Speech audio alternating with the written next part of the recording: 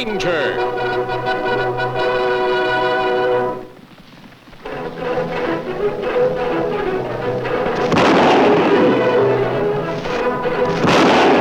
Hi-yo, Silver! A fiery horse with the speed of light, a cloud of dust, and a hearty hi-yo Silver. The Lone Ranger. Hi-yo, Silver! Away! With his faithful Indian companion Tonto, the daring and resourceful masked rider of the plains led the fight for law and order in the early West. Return with us now to those thrilling days of yesteryear. The Lone Ranger rides again.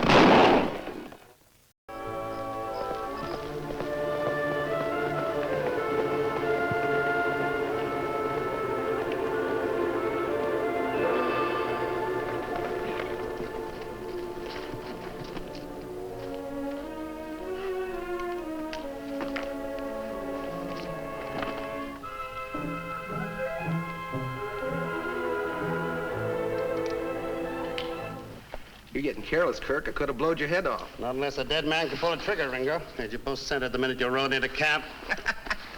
Always one up on us, ain't he, Corey? Yeah. That's why you boys are taking orders instead of giving them. Did you get the supplies? Sure did, boss. That's what we went for. Something on your mind, Corey? Your big talk, mostly.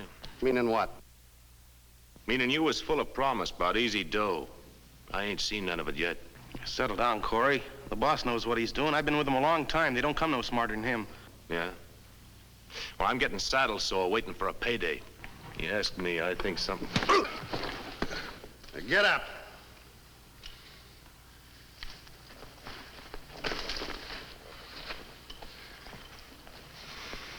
If I paid you for thinking you'd starve to death. Now fix the fire and get some food. Here's the paper we got in Goldtown, boss. Oh, thanks, Ringo. You boys read the front page? No, what does it say? Well, listen to this. You may get that payday after all. A reward of $100 is being offered by Dan Sherwood, Goldtown lawyer, to anyone having information as to the whereabouts of Edgar Wellington, who was last seen in this area, one of the heirs to the Sam Bates estate. Bates, an aged prospector, died without realizing that a gold mine claim he owned was worth close to $100,000. Wellington is 5'11", wears glasses, speaks with an English accent, and is a cracked pistol shot with either hand. Hey, that guy we met in Boulder Canyon, the one pan in gold, he had an English accent. Well, that's right, Ringo. And he fits the rest of this description. I bet he's still in Boulder Canyon, not realizing he's heir to a fortune. Only $100 reward for finding him. You call that big money? Shut up and listen. He's talking about 100,000. Not 100,000. 50,000. There's another heir mentioned here in this paper. We get half, he gets half. Yeah, who is it? Somebody they call the Lone Ranger. The Lone Ranger? Kirk, you out of your mind? He's dynamite. Dynamite's only dangerous in the hands of an incompetent. I wouldn't pass a setup like this if the King of England was the other heir.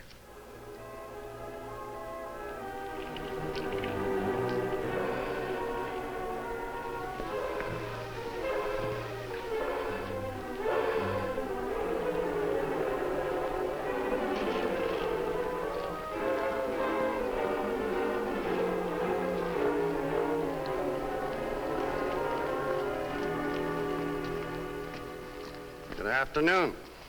Hello there again. I thought you gentlemen were riding north. What is this? What do you want? Just want to get to know you, Wellington, real well. I want to learn all about your habits, where you were born, how you live. But most important, I want to hear you talk. Talk a lot. Take it.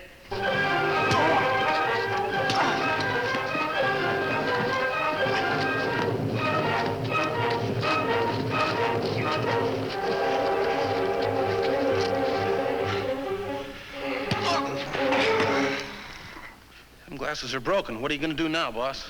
Get some more? Where? They ain't easy to buy out west. You ought to do more reading, Corey. Right there. Store in Goldtown.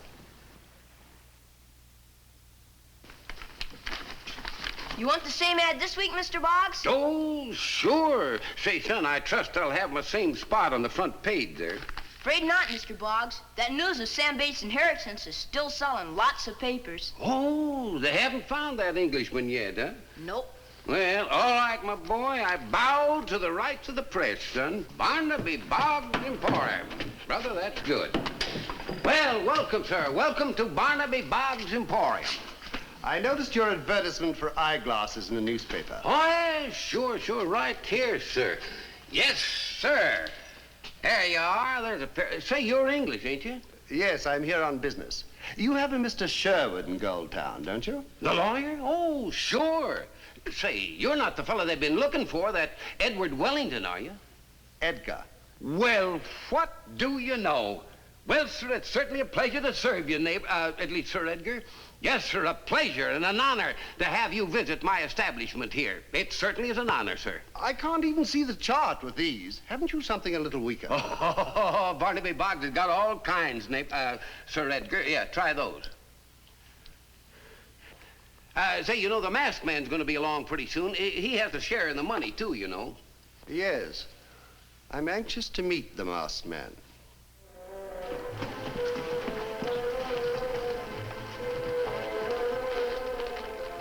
Kemo Sabe, this rear door to Laura Sherwood's office? Yes, Tonto. It's best we enter this way. You know my mask always starts questions.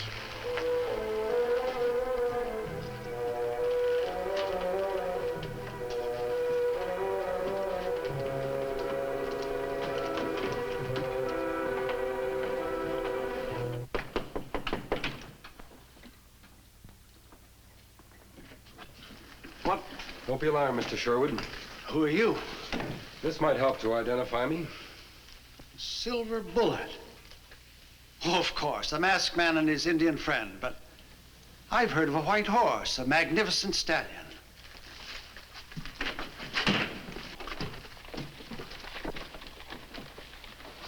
Up, boy.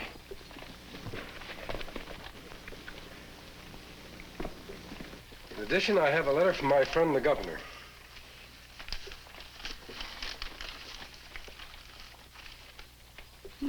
Well, that's all the proof I need. Come on in. I've been expecting you. We can get started on this inheritance business right away. I'm selling the mine today, and we'll have the $100,000 this afternoon. We didn't get a copy of the newspaper until 2 days ago. Sam Bates' death was quite a shock. Him fine man. Yes, we're going to miss old Sam here in Goldtown. He must have thought very highly of you. I saved his life once when he fell ill on the trail. I never expected this kind of repayment or wanted it. Sam's friendship was enough for me. You find other fellow yet? You mean the Englishman? No, I haven't heard a word from him. You know, it's too bad Sam died before realizing his wealth.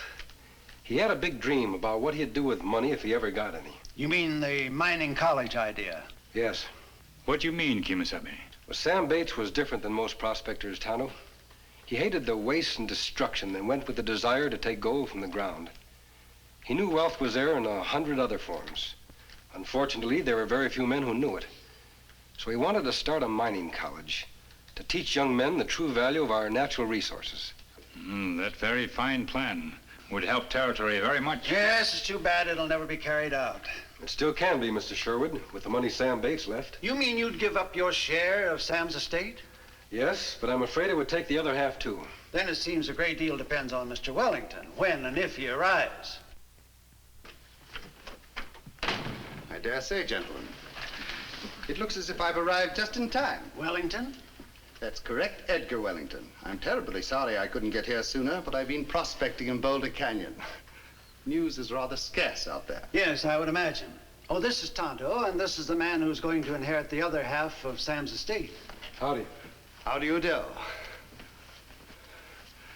My old friend Sam spoke very highly of you, masked man. His death was a terrible thing. I only wish there was some way that I could express my feelings. There is, sir. We were just talking about it. Oh? He undoubtedly told you about the college. I'm afraid I don't quite follow you. Sam wanted to see a mining college built right here on the territory. One like they have in the East. Oh, yes, I do believe he mentioned something or other about a college. It can become a reality now with your cooperation. And with my inheritance money, I presume. That's right. Well, it's a noble thought, just like old Sam. But don't you think that we ought to get the money before we spend it? Oh, yes, of course. I have the papers right here on my desk. If you gentlemen will sign them, it will ease the way for the monies to be paid. I have the masked man identification, and Sam left a letter that was sent to him and signed by you, so I can check your signature by this one. Now, if you'll be good enough to sign the copies. Let me see. This is the one, isn't it? Well, if you don't mind, I'd like to look these over, Mr. Sherwood. The fine print, you know. I can assure you, sir, they're in order. Oh, please don't take offense. It's just that I don't like to sign anything without looking it over at first. I'll read this very carefully this evening and return it tomorrow morning. Very well, if that's your wish, Mr. Wellington. You have accommodations here in town? Oh, yes. Everything's arranged. And you, sir? Tonto will set up camp east of town. I'll join him after I visit a friend of mine living here. Then we'll meet here tomorrow morning. Agreed? Agreed.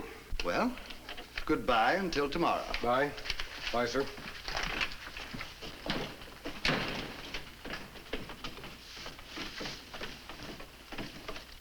You visit Barnaby Boggs?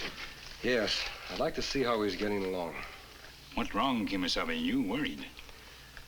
Not worried, Tonto. Just puzzled. About man inside, Wellington? Yes. Doesn't it seem strange to you that a man would want to look over papers that make him heir to $50,000? Much sudden money make man do many strange things, Kemo Sabe. You're probably right, Tonto. Me make camp. Meet you later.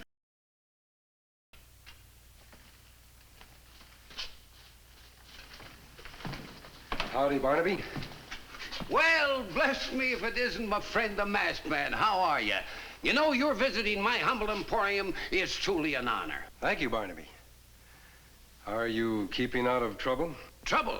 Oh, my friend, since you showed me the ways of justice and honesty, trouble is a word completely foreign to my vocabulary.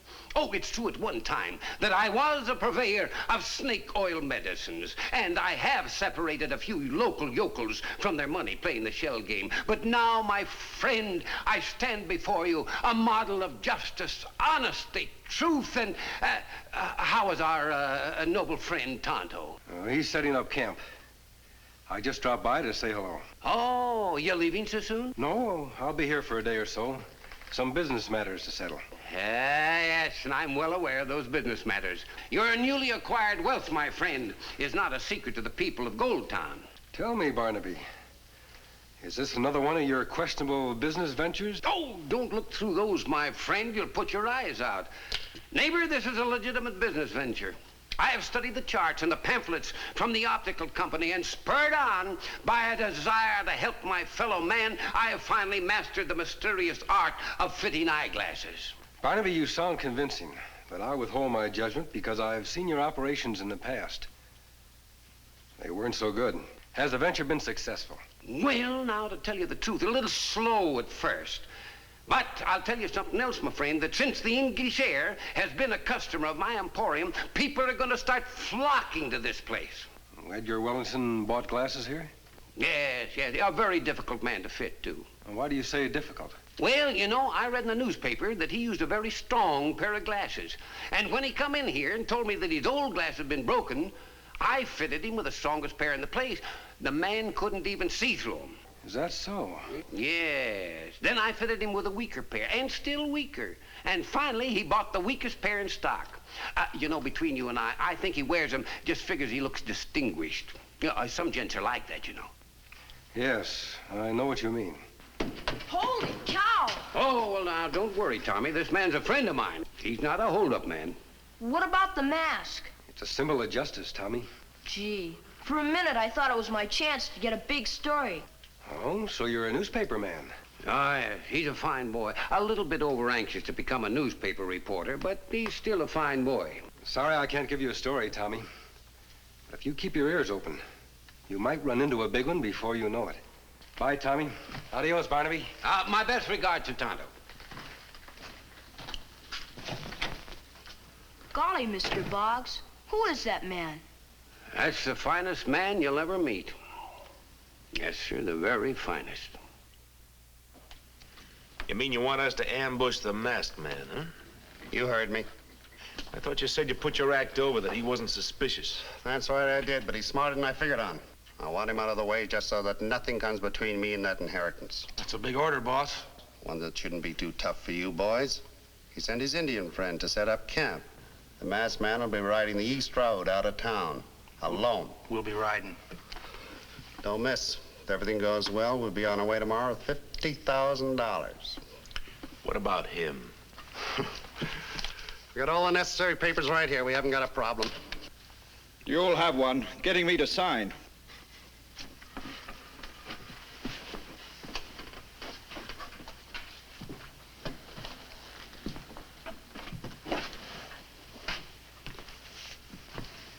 That won't be difficult.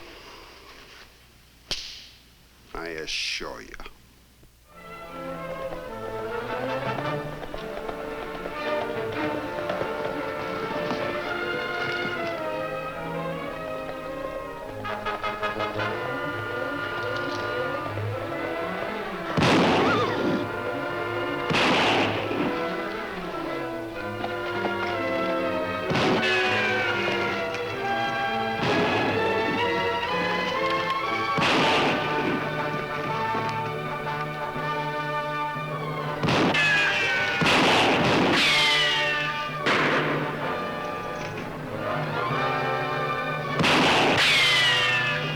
That man's too good with that gun. Try and circle him.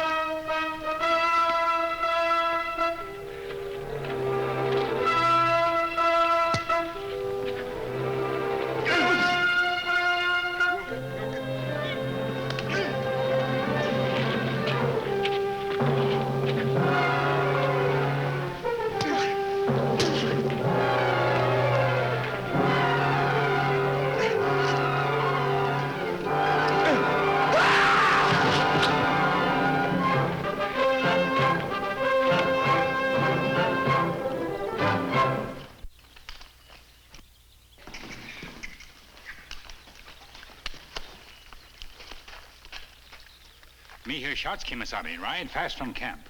2 men ambushed me, Tonto. One of them got away. This one wasn't as fortunate. Why them try to kill you? I think our friend Edgar Wellington is behind it. Wellington want you dead? I'm not sure the man we met in town really is Wellington. Him had credentials. Well, Tonto, we could have stolen them. Barnaby Boggs said he bought weak glasses. He's supposed to need strong ones. That's not much proof, Kemo Sabe. I know, Tonto. Right now, we better take this fellow into town and report this to the coroner. Then tomorrow in the lawyer's office, if I'm right about the man who calls himself Wellington, there's one thing that should prove it.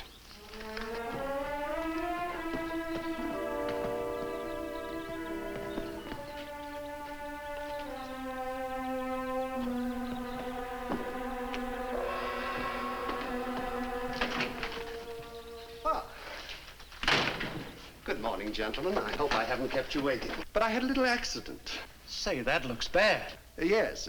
The hammer slipped this morning while I was working on the trigger spring. I should have known better than to work on a loaded gun. An embarrassing mistake for an expert marksman to make. Yes, of course. Well, I trust you're ready to sign the papers now. Oh, but I have signed them, Mr. Sherwood. Lucky thing. Did it just before I hurt my hand. But I wanted you to sign them in front of witnesses. Then everything would have been finished. I have the $100,000 in the satchel. Oh, I'm terribly sorry, but of course you understand. This looks like a bona fide signature. The signature may be, but that's no proof that this man is Wellington. Now, look here. Who are you to be doubting me? How do I know you're who you claim to be? He has shown me a silver bullet, Mr. Wellington, and a personal letter from the governor. That's all the proof I need. Well, what more could I do? I'll sign with my left hand if that will help. It should be easy to prove your identity, Wellington. Use your gun. My gun? If you're Edgar Wellington, you're an expert shot with either hand. Tonto, the window, please. See that weather vane across the street? That's an impossible target. Is it? Let's find out.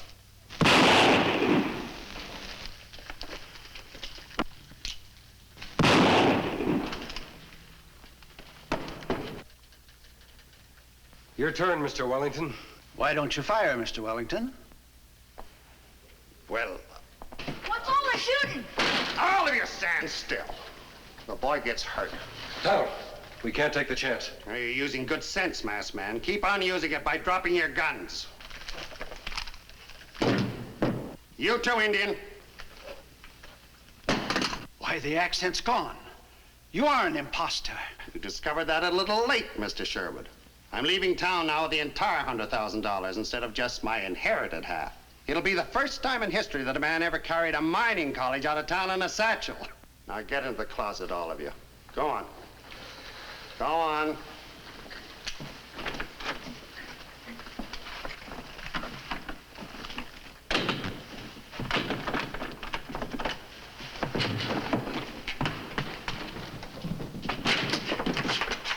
You all right, Tommy? Sure, I'm sorry about what happened. I just That's thought... all right, son. The important thing is getting that money back and finding the real Edgar Wellington if he's still alive.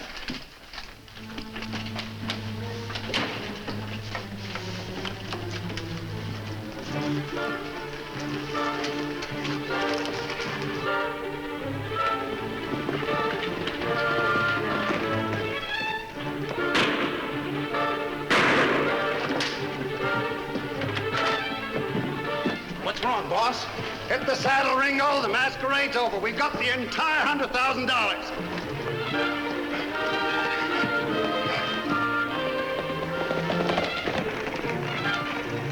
See if Wellington's inside, Tonto. I'll try to capture the other two. They may be wanted for past crimes as well as this one.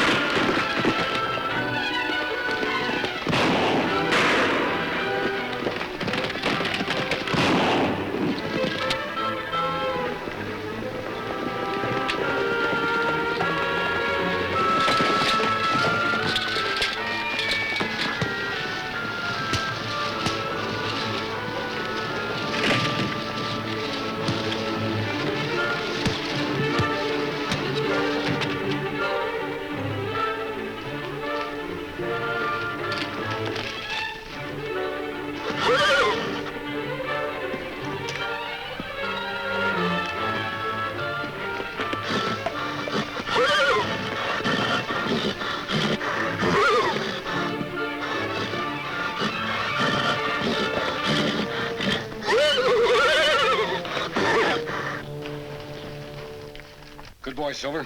I'll take over from here. All right, mister, let's go. There's a cell waiting for you and your partners. I say, Mr. Boggs, I do wish you'd let me pay you for these new glasses. Why, no, certainly not. My goodness, if you and my masked friend can donate a fortune to build the Sam Bates Mining College, the least I can do is to donate a pair of eyeglasses. Thanks again for your decision, Mr. Wellington. Education is going to play a vital part in the growing of the West. You're both doing a very fine thing. Nevertheless, I must admit that my motives weren't entirely philanthropic. Well, what do you mean? My mining prospecting luck was so bad that I intend to be the first student in the new college. Well, goodbye, my friends. Goodbye. Goodbye. So long, Tommy. Goodbye.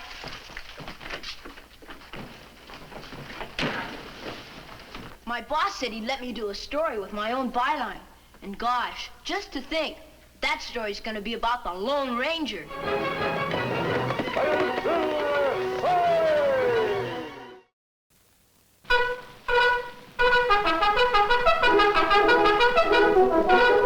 The Lone Ranger.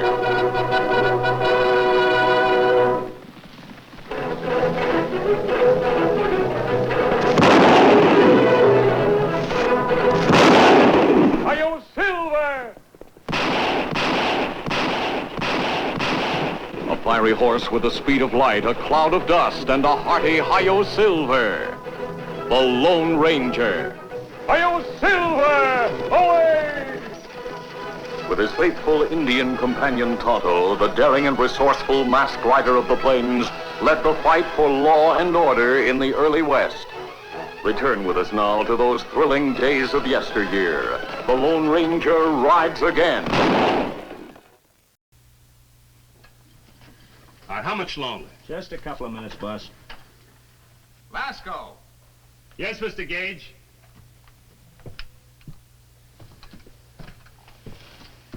I have to get back to the office. What's delaying them? Well, we have to make sure that all the explosives are set in just the right places. Otherwise, the tunnel you want may not get opened up. How big will it be? Big enough for a man to walk through with his arms loaded with gold ore. That's what you want, isn't it?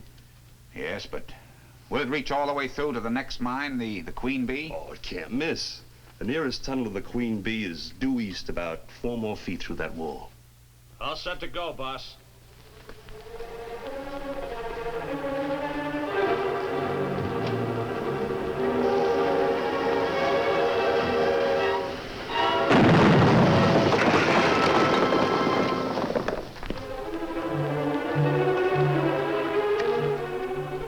How's that, Mr. Gage? Perfect. You understand the procedure to follow now. We dig the high-grade ore out of this mine, carry it through the tunnel, and bring it up through the Queen Bee.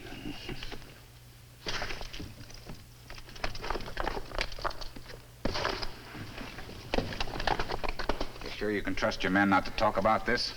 I handpicked every one of them, and you're paying them plenty. They'll take orders. Good. Any more questions before I go? Just one. Yes?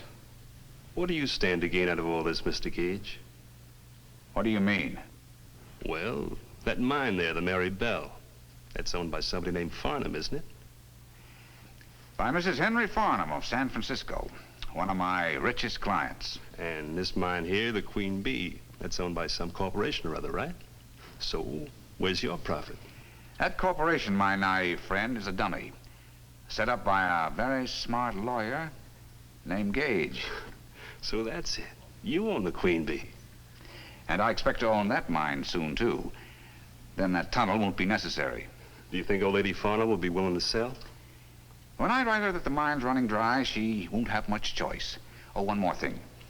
I want you to line the walls of that new tunnel with some more blasting powder. Oh, what for? We just blew it open. You want us to blow it shut again? I may. If the law ever learns about that tunnel, Lasco, we could get in a lot of trouble.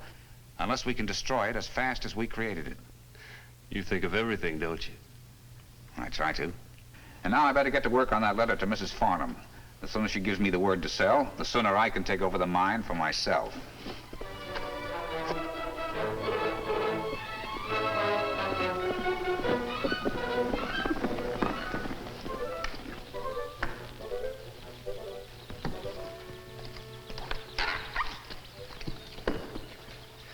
Well, Tonto, you certainly got back from Silver City quickly. Have things quieted down there? No, Kemo Sabe. Old town's still celebrating that we capture a Fargo gang. Will our testimony be needed at the trial? No, them plead guilty already. Oh, me almost forgot. Sheriff, give me this letter for you. It came this morning. Person who sent it asked Sheriff to hold it for you. It's from Mrs. Henry Farnham in San Francisco. What her letter say, Kemo Sabe? Dear friend, knowing how you have helped my husband and me in the past, I appeal for your aid now. When Henry died, he left me a valuable gold mine near Ashcroft, Colorado, the Marybelle. He assured me that it would support me for the rest of my life. But now I've just received word from Henry's representative in Ashcroft that the mine is running dry and that I'd be wiser to sell it. That's not unusual, Kemo Sabe. Plenty mines run dry. That's true, Tonto. But Henry Farnham was an expert in his profession. If he said that mine would be good for years to come, you can count on his being right. What her ask you to do, Kemo Sabe? My son Jim is on his way to Ashcroft to inspect the Marybelle. He's a mining engineer like his father, fresh out of college. I'd appreciate any help you can give him. He'll reach Ashcroft Friday. We go there to meet him, Kemo Sabe? Yes, Tonto. I want to be sure that young Jim makes out all right. Just look at that ore. That's the finest grade ore I ever saw in my life. And plenty more where it came from. You must be getting rich, boss. Rich enough. All right, carry those sacks up to the surface through the Queen Bee and then come back for more. Right.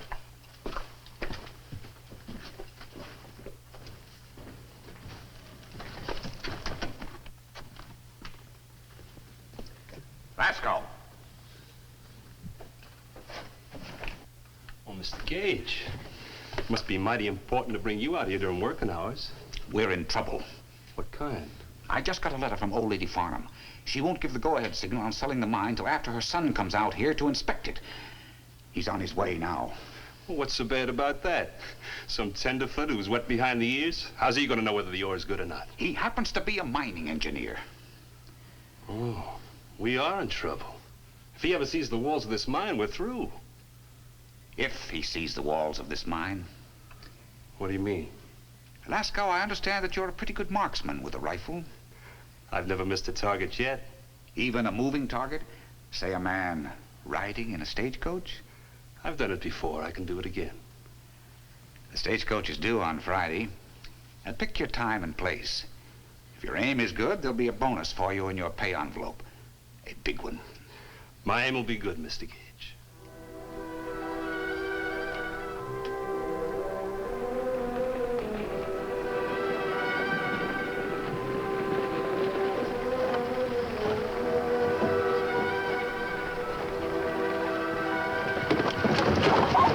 Oh, my goodness, I'm so sorry. Oh, here, let me. Thank you so much. They must be quite important. You haven't stopped writing since you got on at Center City. Oh, that's just because I'm trying to finish my story before we reach Ashcroft. Your story? Of course. I've been doing a series of articles on the Fargo gang and those two wonderful men I met in Center City. Why, they've been front page news. I'm afraid I don't quite follow you. Oh, I'm sorry. I'm Mary Tanner. My father's the editor of the newspaper in Ashcroft. When he heard the Fargo gang had been captured and taken to Center City, he sent me over there to cover the story. I stayed on for a couple of weeks for the trial, but they pleaded guilty. That's quite an assignment for a girl. Oh, I've been a reporter for years. And you got a good story? A wonderful one. Oh, you should have seen the two men who captured the gang. Two men captured a whole gang? That's right. One was an Indian and the other wore a mask. You mean you've never heard of the Lone Ranger? Oh, him, yes, of course. My father used to talk about him a lot. They knew each other once. I'm Jim Farnham. My mother owns the Maribel mine. Oh, it's a pity you don't own the Queen Bee mine right next to yours. I hear it's been producing a lot more ore than the Maribel recently. You don't say.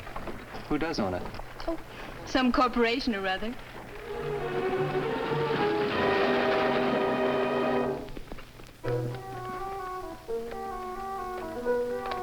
And after I got my degree, I figured it was time I made use of what I'd learned. My dad was a fine engineer. I hope I'm half as good. I'm sure you will be. You know, I love this country. I like the bigness of it and the greenness. I like everything about it, especially the people.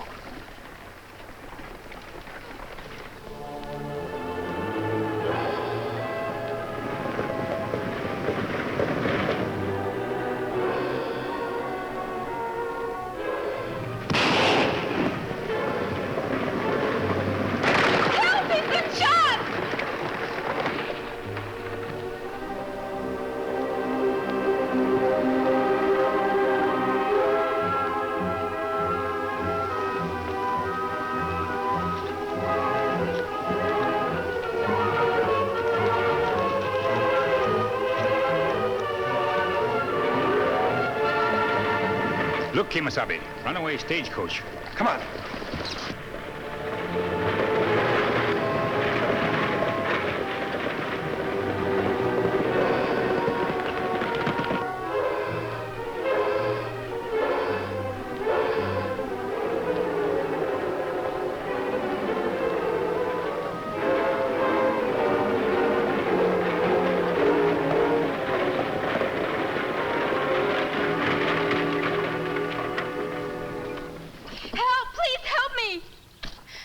Thank heavens it's you. Miss Tanner. This young man's been shot. Will you please help me with him? I'm afraid he may be dead. The bullet went right toward his heart.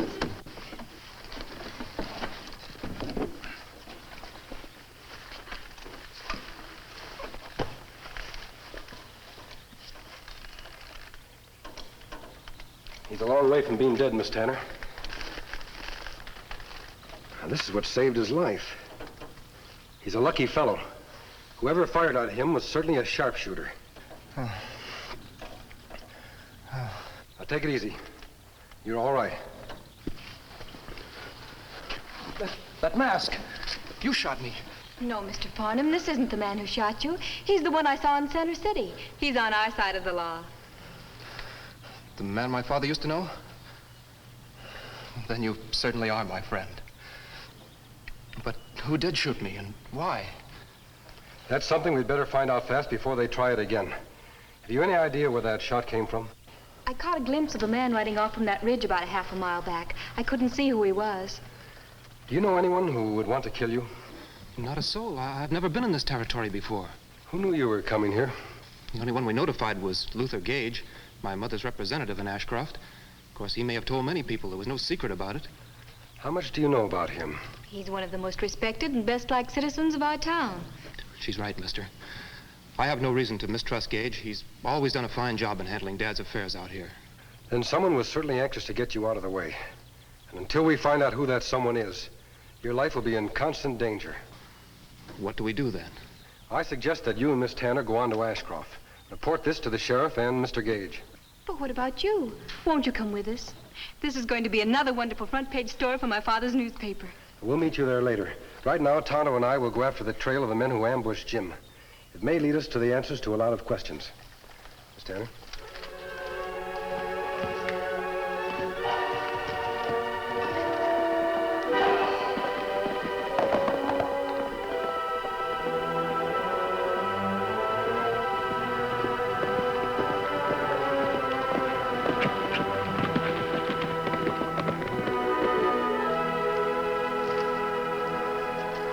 Look, Kemo Sabe. Man, stop here. You're right, Tonto. He could have had a perfect shot at the coach from this spot. Him go this way.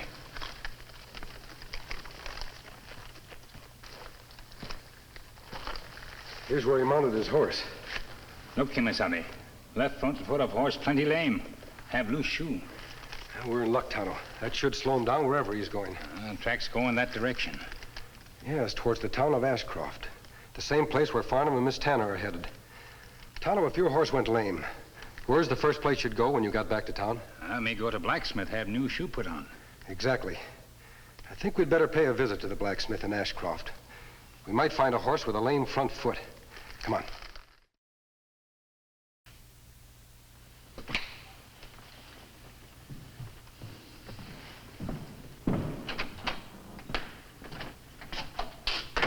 Pascal, what took you so long? My horse went lame. I had to leave him at the blacksmith shop to be shod. Never mind about the horse. What happened with young Farnham? You mean the late young Farnham? Then he's dead? You're sure? Like I said, Mr. Gage, I don't miss. One shot and he was done for. I wish you weren't so cocksure of yourself. It makes me nervous. Well, if you're so worried, take a look out the window. That sounds like the stage coming in now.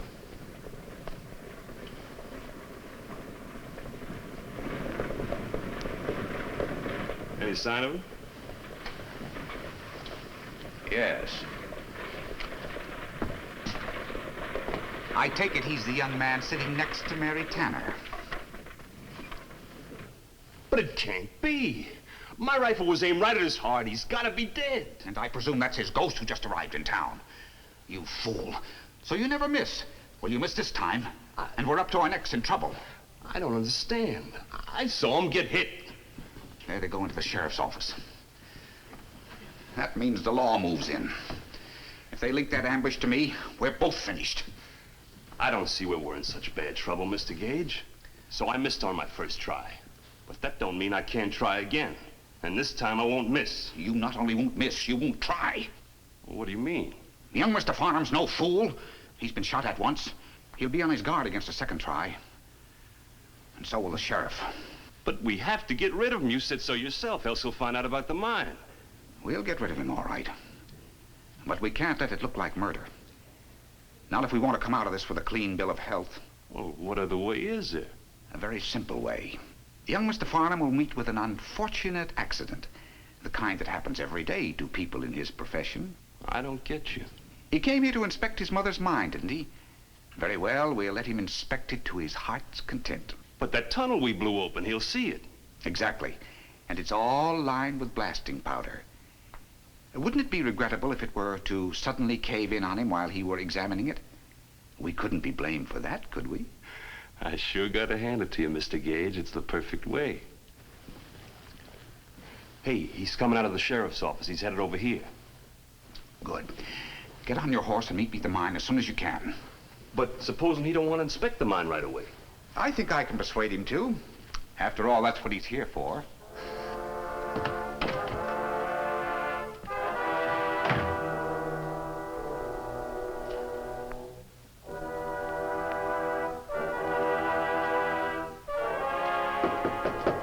Come in. Hello, Mr. Gage. Yes. I'm Henry Farnham's son. Jim Farnham. Well, well, well. Welcome to Ashcroft. I can't tell you how glad I am to meet you. Mind if we ask you a few questions? Hold it a minute, mister. I promised to have this shoe ready by now. It's that shoe we've come to ask you about.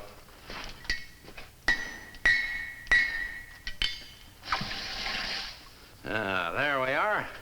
Matt, don't come any closer. Put down those tongs and you won't get hurt. If you're fixing to rob me, mister, you picked on a mighty poor man. We're not thieves.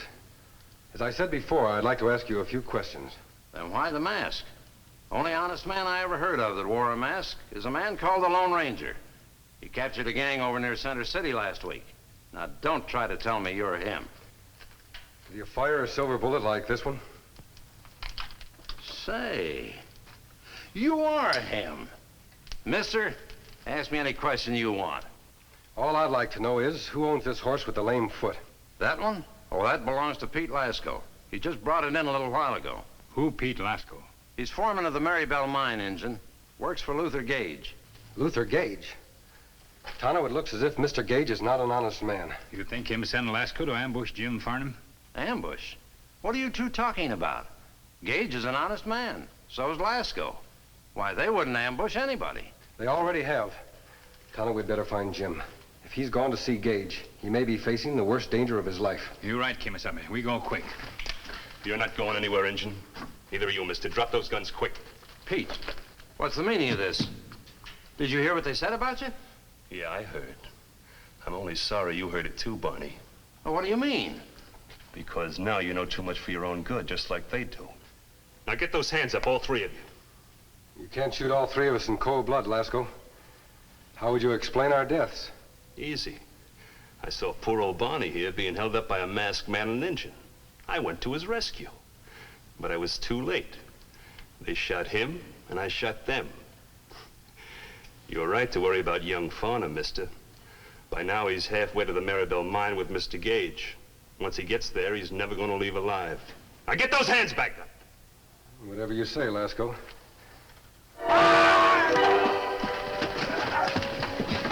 Quick thinking, mister.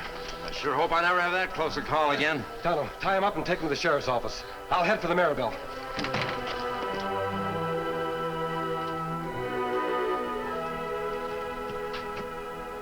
This is where we used to dig the highest grade ore.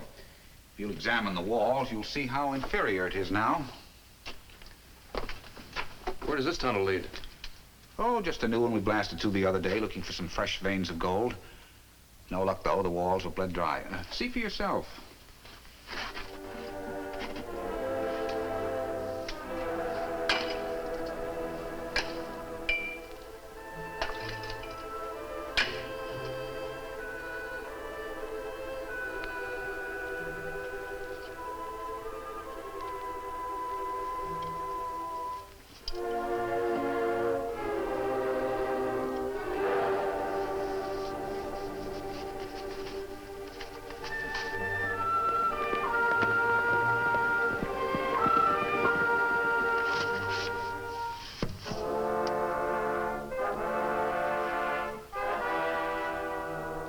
I don't understand this, Mr. Gage.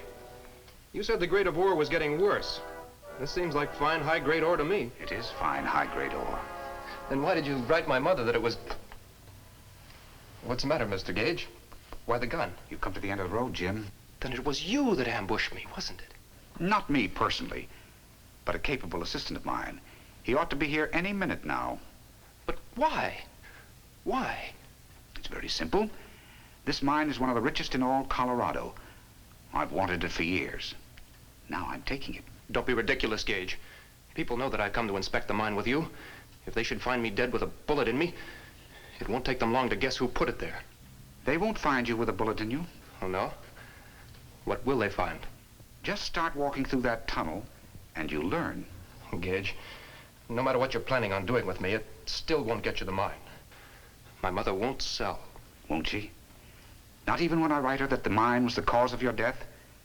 I think she will. Now get into that tunnel.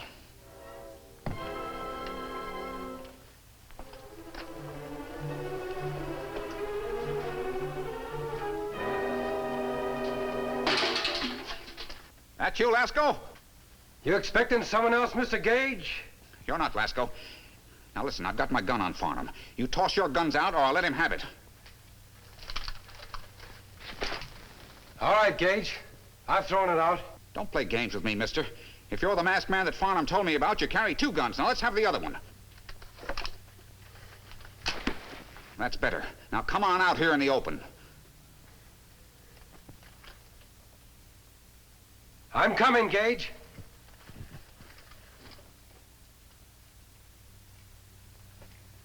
Well, what's keeping you? Right here, Gage. Stop, I've had enough. All right, Gage. You came just in time, friend. He was ready to finish me off. Yes, and I'm curious to know how. It could be very important evidence in court. It had something to do with walking through this tunnel. I know. I heard.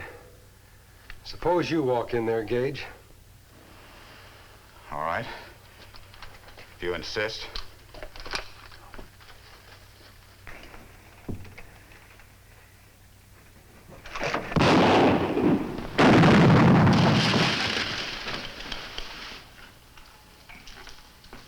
So that was the unfortunate accident Gage had planned for you.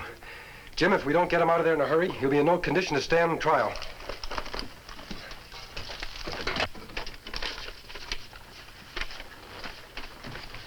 Well, Jim, looks like we found all of Gage's papers that the sheriff wanted for evidence. I sure wish he'd deputize someone else for this job. I never dreamed that one man could be working on so many crooked deals at the same time. Look like enough evidence here to put him and Lasco in prison for life. And all the men who worked for them. Thanks to you two, I have another front-page story for Dad's newspaper. What about you, Jim? You going back to San Francisco? No, I think I'll stick around here for a while. I've grown rather fond of the wild and woolly West. It has such pretty scenery. Come on, Tonto. We're not needed here anymore. Bye, Miss Tanner. Adios, Jim. Bye. Goodbye. Adios. Oh, my goodness, they're gone. And I didn't even get a chance to interview the masked man. Interview him? What for? You've been writing about him all week. When people get a little bored? About him? No, Jim. I could write about him all year and people wouldn't get bored. Because he's an inspiration to everyone who reads about him. That's how all of us in the West feel about the Lone Ranger.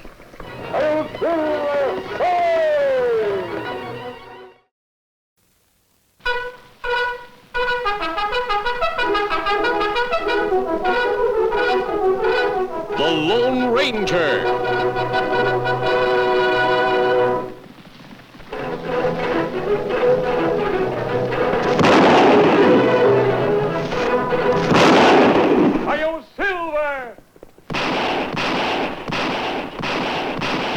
A fiery horse with the speed of light, a cloud of dust, and a hearty Hi-Yo Silver. The Lone Ranger. Hi-Yo Silver! Away! With his faithful Indian companion Tonto, the daring and resourceful masked rider of the plains led the fight for law and order in the early West. Return with us now to those thrilling days of yesteryear. The Lone Ranger rides again.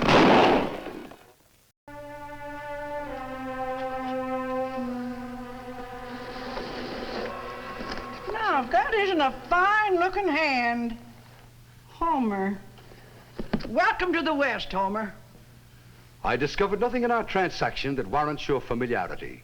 In future, you will kindly refer to me as the Honorable Homer Virgilius Potts, senior member of the New York law firm of Potts, Peabody, Potts, and Potts. You Potts need some pans in your outfit.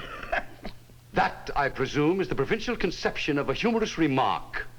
Well, when one is obliged to descend to the level of savages, one must be prepared to endure their curious customs. That level you talk about, mister, is no lower than the opinion I'm getting of you. Madam, will you please hand me my key? Summons the porter to carry my luggage. Now, looky here, Homer. Every hombre that bunks here totes his own bindle. Would it be too much to ask you to translate that into English? Why, you stuffed polecat, you! Take this key and vamoose before I ventilate your britches with my scattergun. Savage.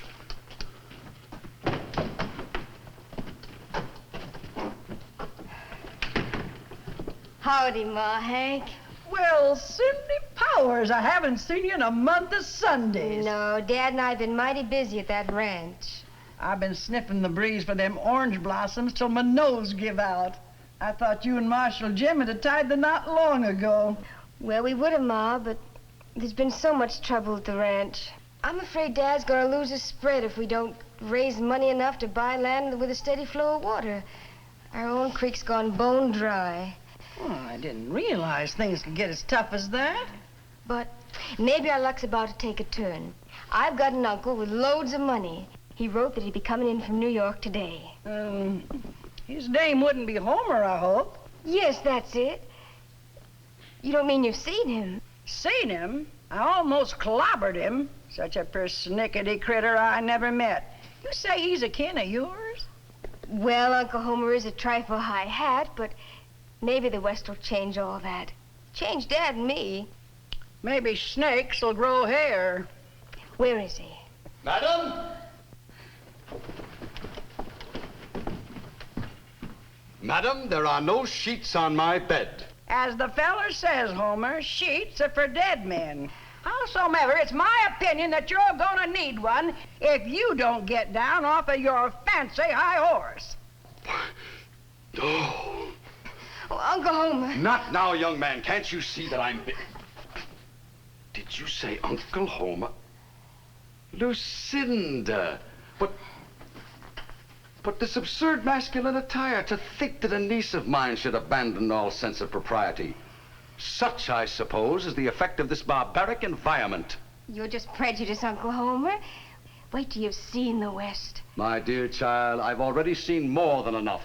It's a den of lawless iniquity. I wasn't in town 5 minutes before one of the local savages discharged a pistol, knocking off my hat. Oh, that's nothing to get upset over. These cowpokes just can't keep from plugging a high hat. Oh, come on, Uncle Homer. Where's your sense of humor? I'm returning to New York and civilization by the first coach out of here. Oh, but Uncle Homer, Dad and me have been counting on you. Without your help, we'll lose the ranch. Probably the best thing that ever happened to you. And I won't need the sheets.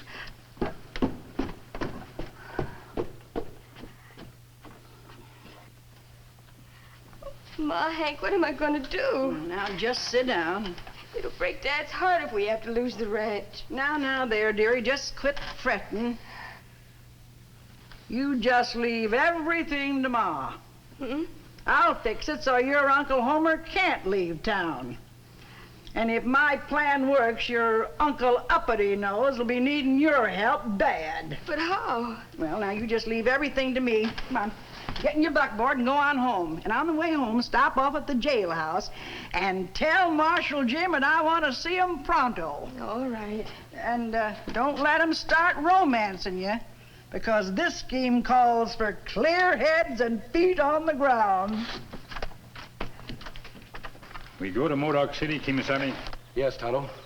The Treasury Department's representative who contacted me in Houston asked me to get in touch with Marshal Jim in Modoc City. You think this have to do with Billy B. Hung and his gang of train robbers? Well, I wouldn't be at all surprised. Even though Billy B. Hung and his men have been caught and jailed, there's still some mystery about the money they stole in their last holdup. I'm sure Marshal Jim could tell us all about it. Well, what do you think of the scheme, Marshal Jim? You sure come up with some Lulu's, Ma. I gotta hand it to you. That's the funniest idea I ever heard. Well, come on, show me this hombre's room. Let's go. I only hope I can keep a straight face. Open up. Who is it? This is the law. The law? Open up, I said. Just a moment. All right, you're under arrest. What? And don't try anything, Doc. Doc, but Marshal, you're making a gross mistake. I am the Honorable Homer Virgilius Potts. You're Doc Bogus, that's who you are, king of the counterfeiters. You answer the wanted descriptions right down to the highfalutin talk. Madam, will you please inform this officious public servant who I am? You're the fellow that said there wasn't any law in the West. Marshal, I implore you, if you will contact my brother-in-law... Get dressed. But... Get dressed. Or do you want to be marched down the main street to the pokey in your nightshirt? What, Excuse me, madam. Delighted.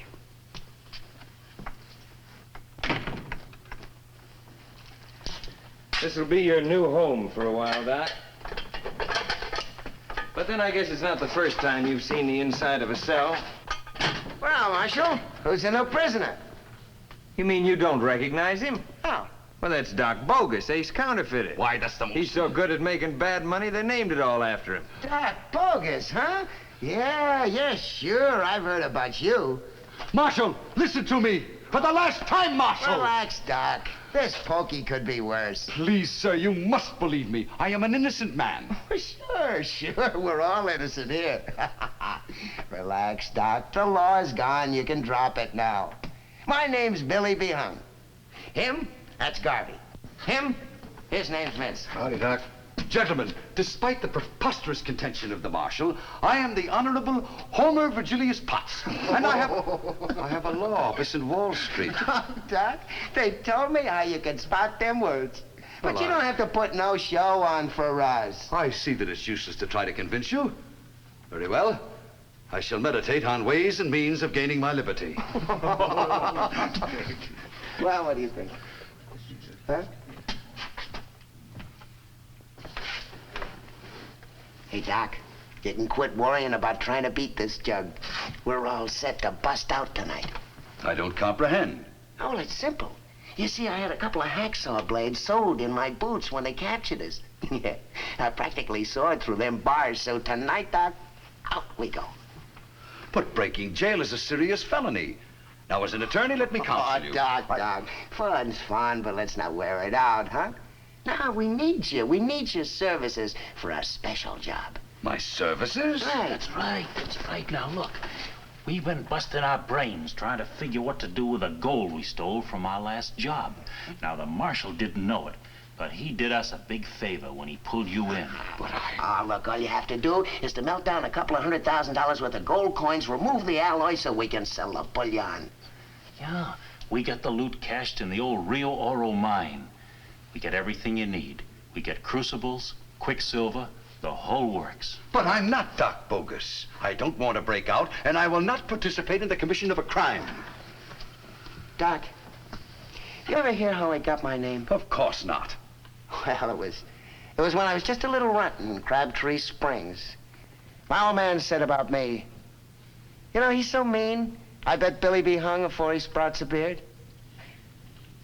You know, that handle stuck with me ever since. I've been shaving a lot of years, but no rope has ever stretched his neck a lot. I guess old Pappy was kind of wrong in his calculations. Except for one thing. What was that? Well, you see, Doc, I'm still plenty mean. Especially when I don't get things my way. So, Doc, whether you like it or not, you're coming along. Oh. Attaboy. Well, the way he carried on, I thought he'd bust a blood vessel. Now let him simmer overnight in the clink. Come morning, he'll be so all-fired glad to see Cindy and her pa when they come to claim him that... What's that? Well, great day! Good evening, Mrs. Hank. Why, Mr. and Tonto! Well, it's sure good to see you gents again. Marshal Jim. Well, set you down. Won't take me but a minute to make a fresh pot of coffee. Thank you, Mrs. Hank. Well, Jim, I understand you have some serious business for Tonto and me. That's right, mister. As you probably know, in their last holdup, Billy B. Hung and his bandits took $200,000 worth of gold pieces belonging to a South American republic who'd sent the money to Denver for minting. But Bandit's in jail now, Marshal Jim. Well, that's right, Tonto, but the money hasn't turned up. Now, the bandits couldn't have passed it, so they must have hid it before their capture. If that gold isn't recovered, it can lead to serious international complications for our government. I've tried every way I know to make those owl hoots admit where they hid that gold. But their lips are sealed clam tight. We'll have to devise some method of unsealing them. Well, keep your shirt on. Goodness sake. What is it, Lay? Ma, where's the marshal? I've got to see him right away. Hey, that's my deputy. Yeah, what's up? Marshal, the train robbers broke jail. Cleared out. Doc Bogus with them. What? Great heavens! They stole some horses from the livery stable and headed west out of town. Lay, if you round up some men, we'll take out after them. And tell Cindy she'll want to come with us. You heard? Yes. What about Doc Bogus? Last time I heard of him, he was behind bars. Well, he still is. Well, I had a plan, and Jim here arrested his best girl's uncle and claimed he was Doc Bogus. Oh, we didn't mean any harm by it. It was just a fool scheme to try and help out Cindy and her pa. Now look. Now, don't blame yourself, Marshal. You couldn't have anticipated such development. Oh, if anything ever happens to him, I'll never forgive myself. And it's up to us to see that nothing does happen. You go ahead and organize your posse. Tonto and I'll ride out and see if we can pick up their trail. Right.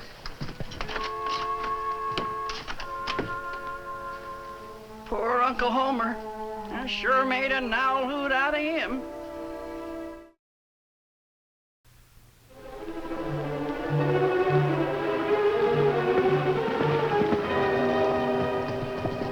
Wait a minute. Now, what's the matter? My posterior's aching. Come on, Doc. Speak English.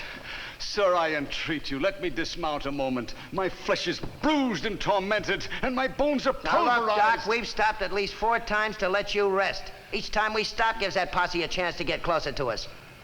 All right. All right, but this is positively the last time. Oh, thank you, sir. I shall be eternally grateful to you. Yeah, but just be quick about it.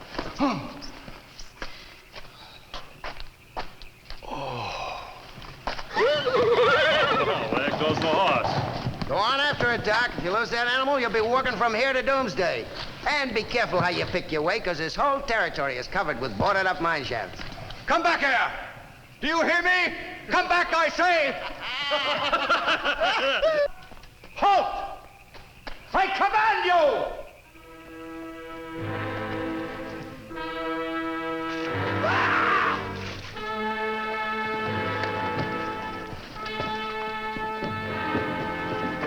Hold it.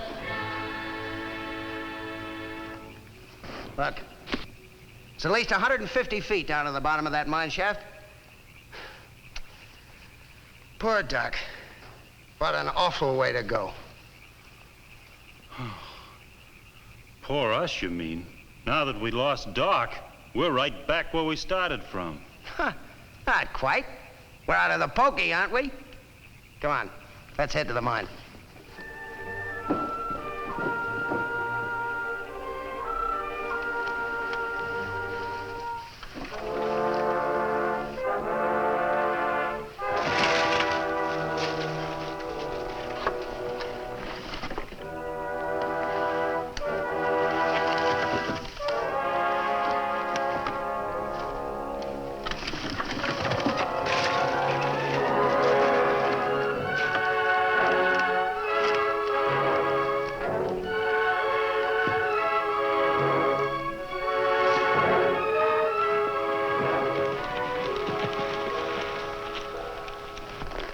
Let them take the water here, Kemo Sabe, to cover tracks. It's impossible to tell whether they rode upstream or downstream. What we do? Well, it's nearly daybreak, Tonto. We'll separate. You search the banks downstream. I'll go the other way. Marshal Jim and his posse should be catching up soon.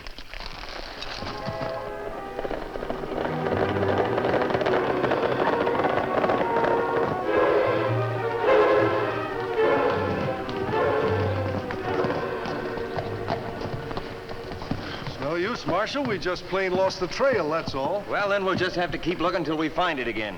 We have to meet up with the rest of the posse at Devil's Pass. Well, come on. What are we waiting for?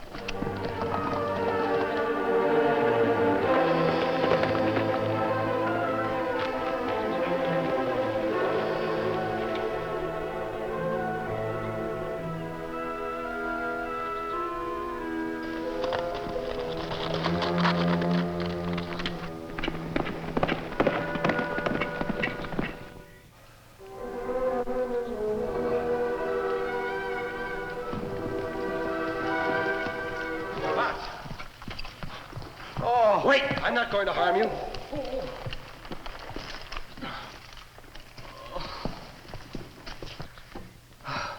I surrender. What's the use? The very fates conspire against me. Mr. Potts. False arrest, abducted by hooligans, a joust with death, and now out of nowhere, this new menace. Mr. Potts, if you let me get a word in edgewise, I can assure you I'm no menace, but a friend. Then why the mask? It works for the law. I've had a sample of your Western law, thanks. And give us an opportunity to alter your impression. We need your help, Mr. Potts. My help? How? In locating the whereabouts of Billy B. Hung and his men.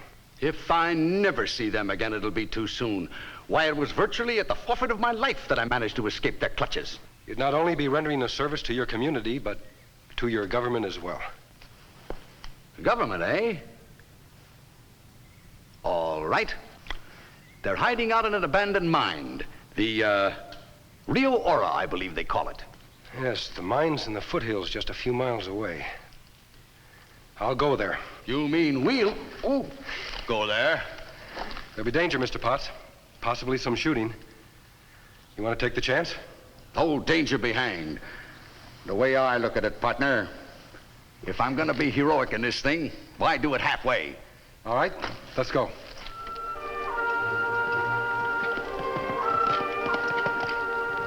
There's the entrance to the mine, Mr. Potts. Down you go. All right.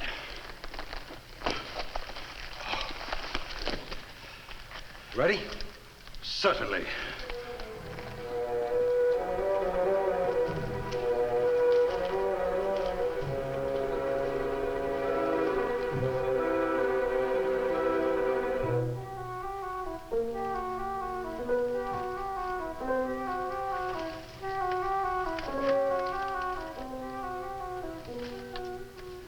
I can't hear a thing, but I'm sure they must be down there.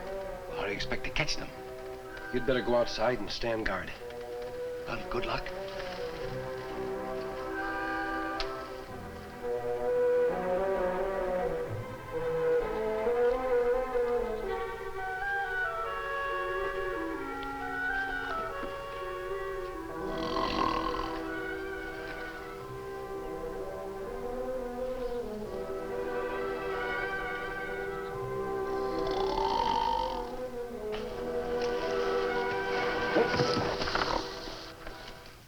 Why, Doc Bogus, say, we all thought you was...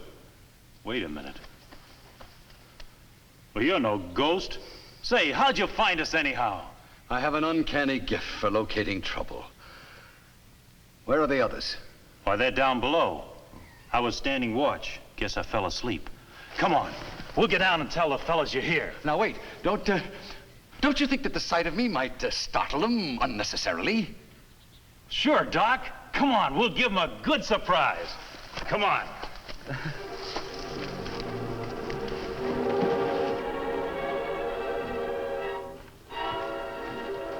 Hey, somebody's coming up. They must have heard our voices. I did that. And it's a good thing you did. You saved my life, sir. Say, that's right. I did, didn't I? Take his gun and gun belt while I finish tying him. Yes.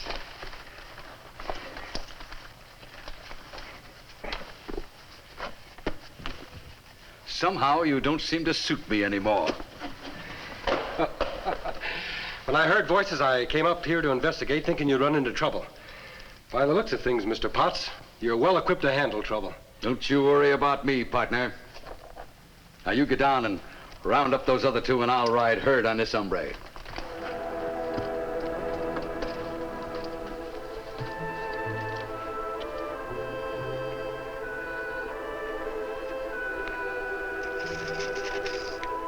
I figure we got enough grub stashed back there to feed us for a month.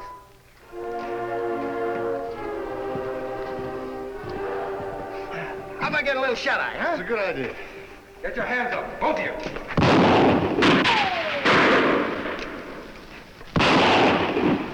Give yourself up, Billy. You think you can make me?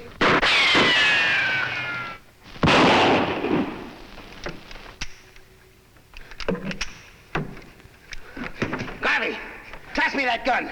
I wouldn't try that, Garvey. I'm coming after you, Billy. Garvey!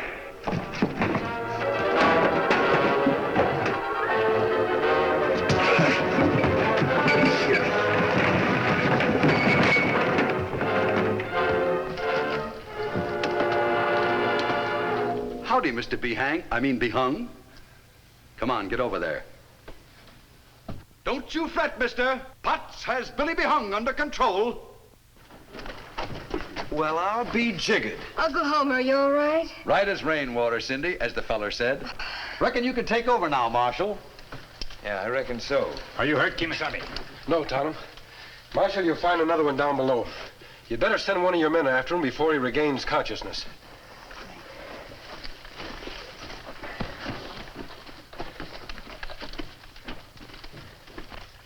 Your arrival was well timed, Marshal. But what made you think of coming here to the mine? Well, your signal, of course.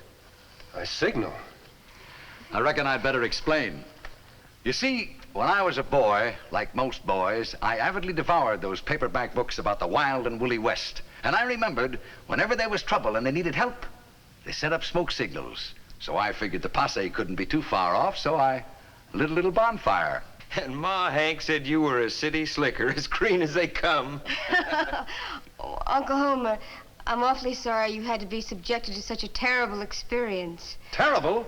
What's terrible about it? We rounded up the owl hoots, didn't we? And how about the gold? Well, that's rounded up too, Mr. Potts. Marshal, you'll find it down there. But you missed your coach back to New York. And there won't be another one for a week. So? You don't mean after all that's happened, you're gonna stay?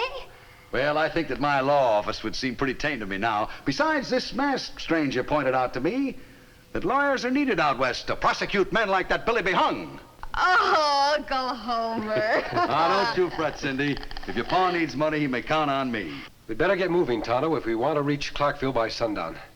Adios, miss. Bye. Say, Marshal, I'd sure like to have you tell me who that masked hombre is. Well, as long as you've decided to settle down among us barbarians, I'd say he's the kind of Westerner you'd do well to pattern yourself after. He's the Lone Ranger.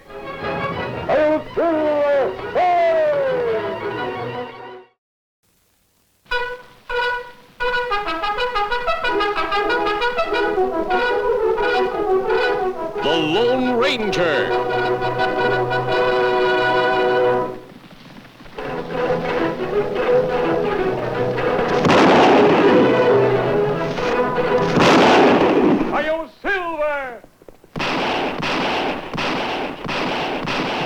A fiery horse with the speed of light, a cloud of dust, and a hearty Hi-Yo Silver.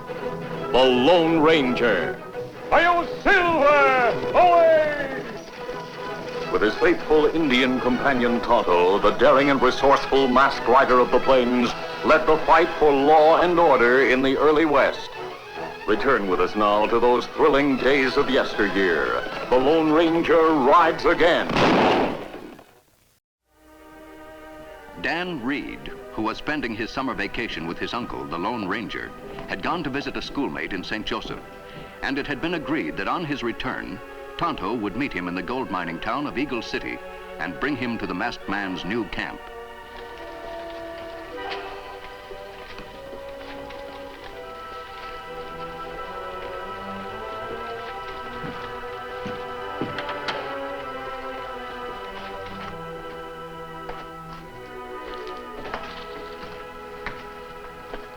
What do you want? My name's Dan Reid. Is there any message for me? Why should there be? Well, I expected to meet a friend here in Eagle City, but I haven't seen him. I thought he might have left a note. Not that I know of. You prospecting for gold? No, sir. Well, you're the first person I've met in months who wasn't gold crazy. How'd you like a job here in the office? Well, thanks, sir, but I'm on my way to visit friends. I'll pay good wages. This town's got gold fever so bad nobody wants to work. The fools think they can get rich overnight.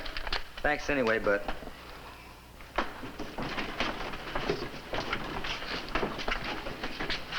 What are you trying to do, Slater? Ruin us? What are you talking about? This is the third time this month you've raised your freight rates. Yeah, we mine the gold, and you take all the profit by charging a fortune to haul it out. Can't you get it through your thick skulls that when the cost of operating my wagons goes up, I have to raise the rates? Just because you own the only freight line in this town, that's no reason you can push us miners around. All right, Ronson.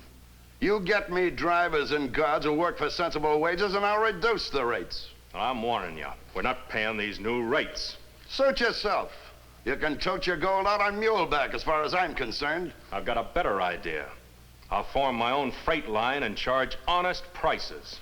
You don't know anything about running a freight line. I know enough to recognize crooked rates when I see them.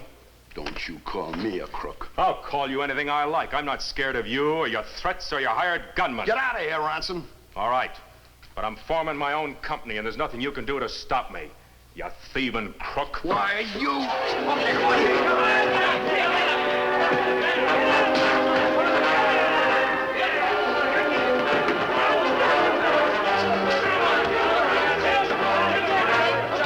Stay out of this, son. Somebody ought to stop them. Slater's had this coming for a long time.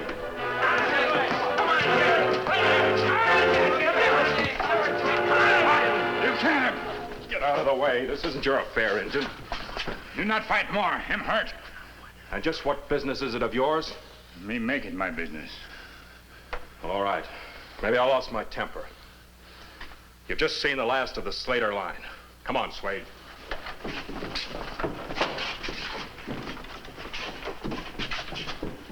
He came just in time, Tonto. I tried to stop him, but that other fellow wouldn't let me. Good thing you stay out of fight. That plenty big man. How you feel, mister? I'm all right. Me have medicine and saddlebag for cut on mouth. Me get. I told you I'm all right. I can take care of myself. I always have and I always will. So just get out of here, Indian, and leave me alone. Me only want to help. I don't need any help from anybody. Is that clear? Plenty clear. Come on, Dan.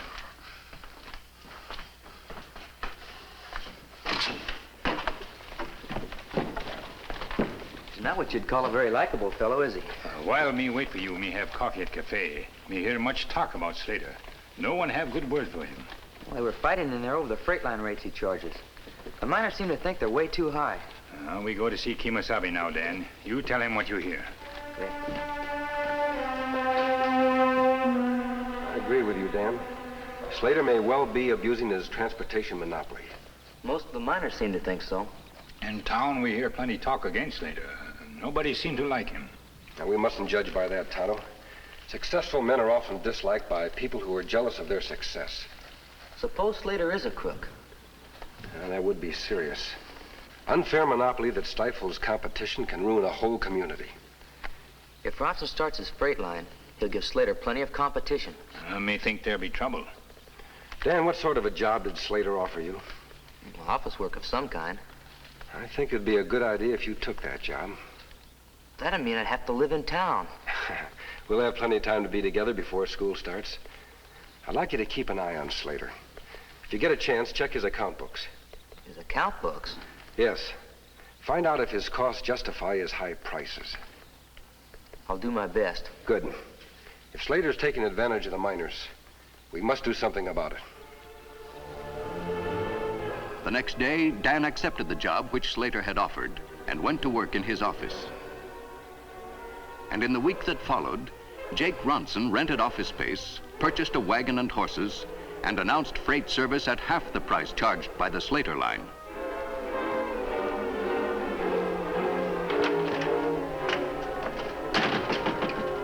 Crazy fool. What'd you say, Mr. Slater? I said Jake Ronson is a crazy fool. He can't haul freight at those rates. They do seem kind of low. Even you know he can't make a profit. I'm no authority. You don't have to be an authority. All you need is common sense. Wait till he makes his first run. He'll find out what he's up against. I've already found out. You've got a nerve coming here. Now hold your horses, Slater. I brought the sheriff with me. So I see. Slater, I want to ask you about this. What is it? The letter Jake received it this morning.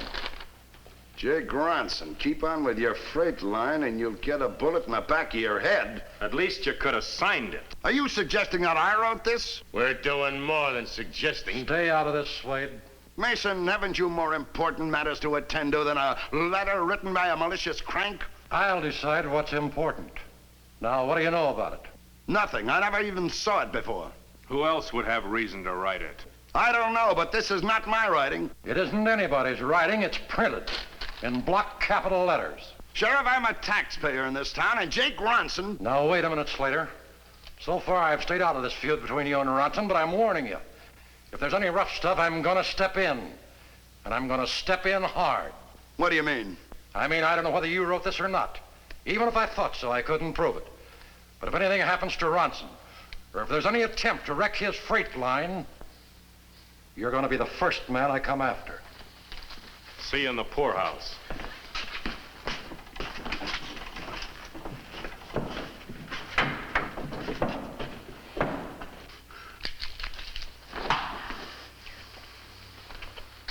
Mr. Slater? What do you want? Can I go on my lunch hour now? I'm meeting friends. I don't care what you do. Yes, sir.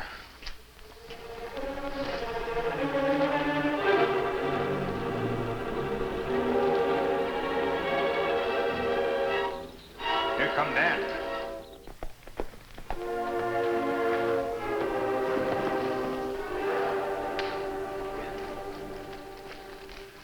Hello, Dan. We've been waiting for you. Sorry I was delayed. Anything happened? Ronson received a letter threatening to kill him if he kept on with his freight line. Was the letter from Slater? Sheriff Mason seemed to think so, but I'm not so sure. Why not? Well, Mr. Slater's unpleasant, and he doesn't get along with people. But I don't think he'd do anything cowardly like writing that anonymous letter.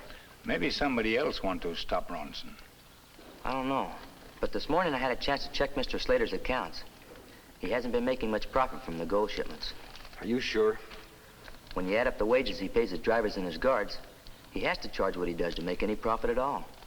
Yet Ronson plans only to charge half as much. Bound to lose money. It doesn't make sense. Maybe it does, Dan. How it makes sense, Kemo Sabe. You see, Tonto, the average business exists for the purpose of making money. When a man starts a business, he knows that will lose money. There must be some other reason. You think maybe Ronson crooked? It's too soon to say that. I think we'd better have a talk with Sheriff Mason tonight.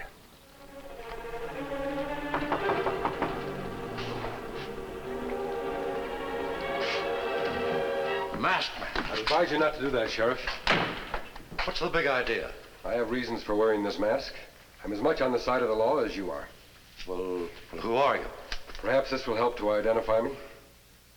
Silver Bullet. An Indian. What's your name? Me, Tonto. Tonto. Then you're the Lone Ranger. I am. Holy smoke. The Lone Ranger. Well, what can I do for you? How much do you know about Jake Ronson? Oh, not too much. He came here a couple of months ago and filed a claim just like anybody else, only well, he didn't work at it very hard. I had him figured for a no account until he decided to fight Slater. Where did Jake get the money to buy the wagon and the horses for his freight line? Swade Nelson went into partnership with him. Some of the other miners chipped in to help them. I guess they figured it was worth it to get rid of Slater. You don't like Slater, do you? Who does? Ever since the gold strike, he's been making everybody pay through the nose to get their shipments out. Suppose I told you Slater's prices are honest, that he hasn't been taking advantage of his monopoly. Well, I wouldn't believe it. I know that, Sheriff. But I suspect that Ronson...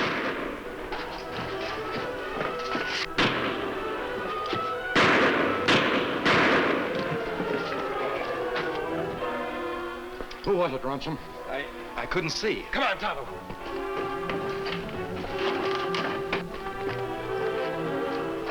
Too dark to find tracks. It could have gone in any direction.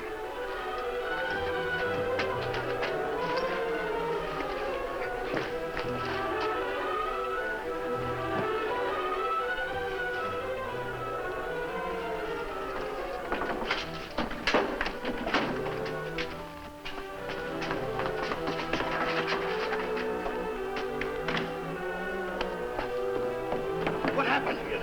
Say, somebody took a shot at Jake. You better let me have a look at that shoulder. It'll be all right. Who did it? I didn't see him. It must have been Slater. It was him, all right. What are you standing around here for? Why don't you go and arrest him? Sure. He's gone too far this time. Wait a minute. Slater might have had a reason for wanting to get rid of Jake, but that don't prove anything. Thanks, Mason. We ought to string him up. That's right. Will you wait a minute? What are you doing in town this late? I was catching up on some office work. Probably trying to figure a way how to squeeze more out of us. Were you in the office during the shooting? I was. I can vouch for that, Sheriff. I've been with Mr. Slater all evening. Thank you, Dan. That doesn't mean anything. He could have hired somebody to do it. You'll have a hard time proving that, Ronson. That's no use, Tonto. He's given us the slip. We go back, talk with Sheriff? Slater's in so deep now, it wouldn't do much good. Come on. Let's get back to the office and I can fix that shoulder. Just a minute. I got something to say first. It's not my job to prove you tried to kill me. That's up to the sheriff. But I want to tell you something. My first freight wagon's going out of here tomorrow on schedule, regardless of what you do. And if anyone attempts to stop that wagon, you know who's to blame. We're right behind you, Jake. That's right. We'll get them if they try anything. You bet. We'll keep our eye here. We got...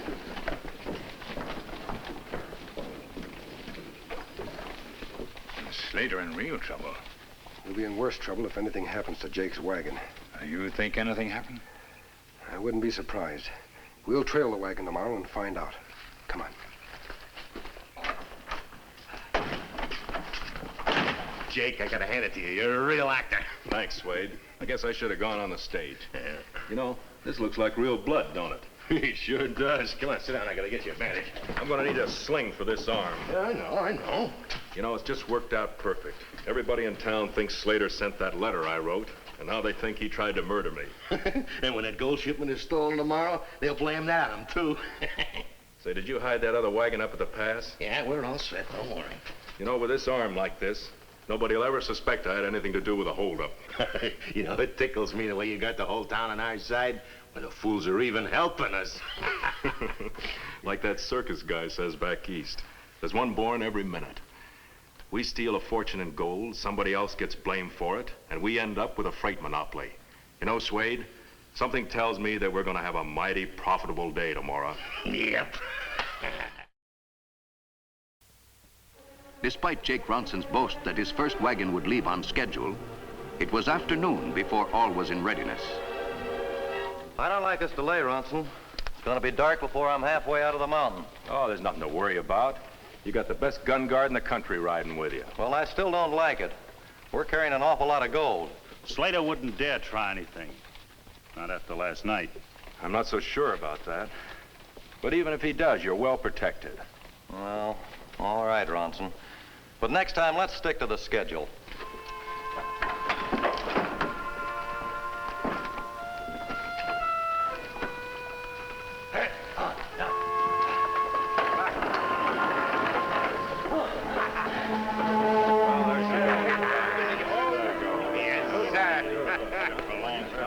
Congratulations, Jake. It's a great day for Eagle City. Thanks, Henry. Your gold's in good hands. While we follow wagon, Lone Ranger's say for you to stay close to Slater. I guess he wants me with him so I can alibi him in case something happens. Me go tell Kemo Sabe wagon leave now. Good luck. Freight wagon on way out of town now, Kemo Sabe. Good. We'll stay far enough behind it to be out of sight.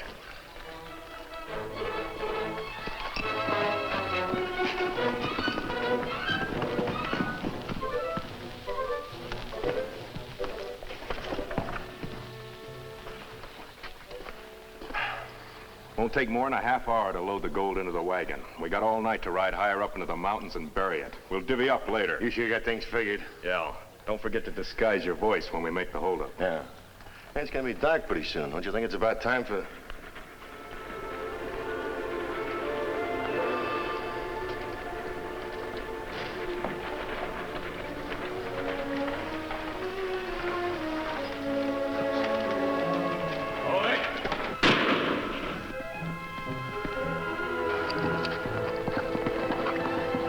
Keep your hands up and climb down. And don't try anything unless you want the same thing. Yes, sir. Yes, sir. Get the rope out of the other wagon. You bet.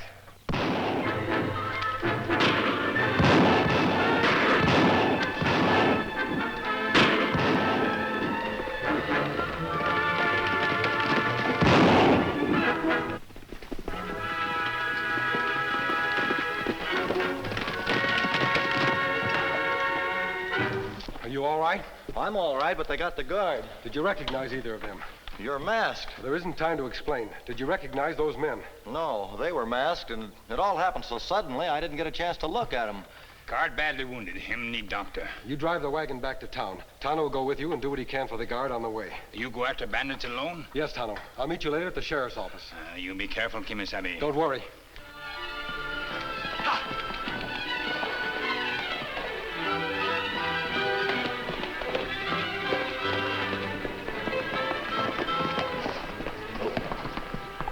They'll be coming after us. We better split up. Yeah.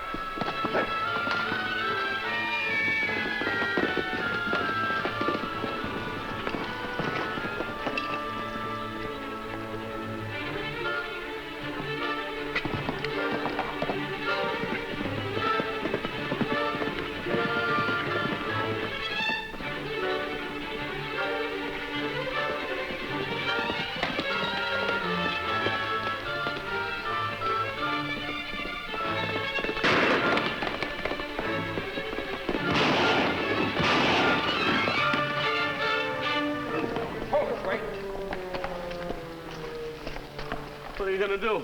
First, I'm going to bandage your arm, and then you're going to answer a few questions. Darkness had fallen by the time the freight wagon reached Eagle City. Sheriff! There's been a holdup! Sheriff Mason!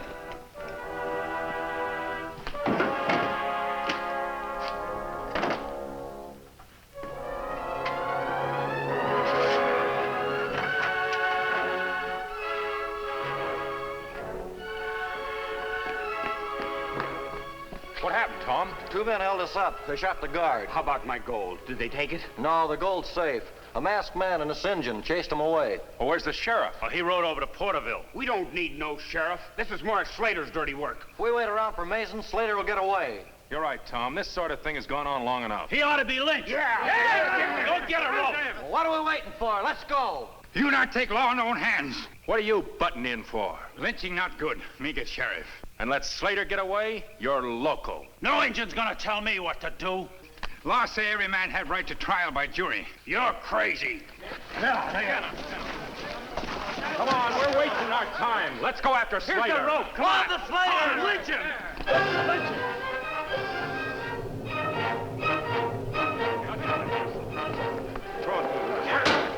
Come on out, Slater.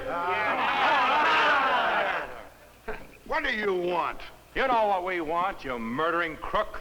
Have you all gone crazy? What's he talking about? About your holding up the gold shipment, shooting a guard. I don't know anything about it. Listen, I've been with Mr. Slater all day. He hasn't had anything to do with any holdup. My wagon was held up by two men and they were working for you. That's a lie. Don't listen to him. Don't do anything you'll be sorry for. Wait, please, listen. I swear he's innocent. If you think so much of Slater, maybe you ought to hang with him. Yeah, this is the second time you've tried to alibi for him. Get another rope. Don't move, Swade, or you'll be shot. Tonto, what happened? Where is everybody? Kemo Sabe. I caught one of the crooks and made him talk. All we have to do now is to find Ronson and turn him over. Him go to lynch Slater. Lynching? Them go to Slater's house on North Road. Stay here and guard Swade. He's tied, but don't take any chances. Let me watch you.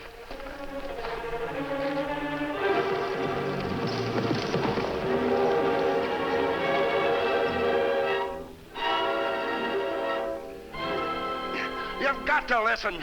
We didn't even know about the holdup. You're murdering two innocent men.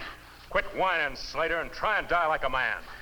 No matter what you think of me, Dan had nothing to do with it. We think different. Oh, you fools, you blind, stupid fools. Can't you see what he's doing? Yeah, he's getting ready to string you up. You all set, boys? Yeah, we're ready. Sure, we're set. All right, take care of him. I'll take care of Slater. He's masked. Who is he? No, don't. He's the man I told you about, the one who saved the gold. Who's in charge here? What do you want? I want to stop you men from doing something you'll regret the rest of your lives. These men are innocent. That's your opinion, mister. Who else would want to kill Jake and wreck his freight line? I captured one of the outlaws who robbed the gold freight. His name was Swade Nelson. He's made a full confession. What? That's right, Ronson. He said you were his partner in the holdup. You're crazy. Why would I hold up my own wagon? You expected Slater here to be blamed for stealing the gold. That's why you wrote that threatening note to yourself and pretended you'd been wounded. You're lying. Don't listen to him. He's one of Slater's gunmen. That should be easy to prove. Let's see the wound in your shoulder. Well, What's the matter, Jake? Let's take a look at it. All right, here. Hold it, Jake. The only place you're going is to the sheriff's office. The men who were members of the mob asked me to tell you how ashamed they are. I hope they've learned that violence is never a substitute for law. Well, I guess we've all learned a lesson now that Jake's been exposed as a crook. An honest man make honest profit. And a crook promises something for nothing. Yes, we should have been suspicious of Ronson right off the bat. I'm not very good at thanking people for things, but, well, I guess you know what I'm trying to say. You don't have to say anything, sir. Yes, I do. If I'd been more helpful and understanding and tried to get along with people, Ronson would never have been able to make the miners believe that I was taking advantage of them. Well, that's true. But you have to be more than a good businessman to be a good citizen. Bye, Mr. Slater. Adios, Sheriff.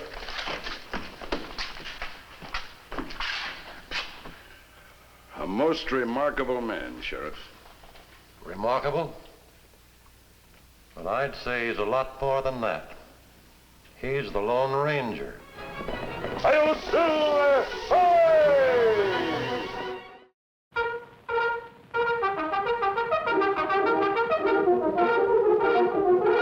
The Lone Ranger.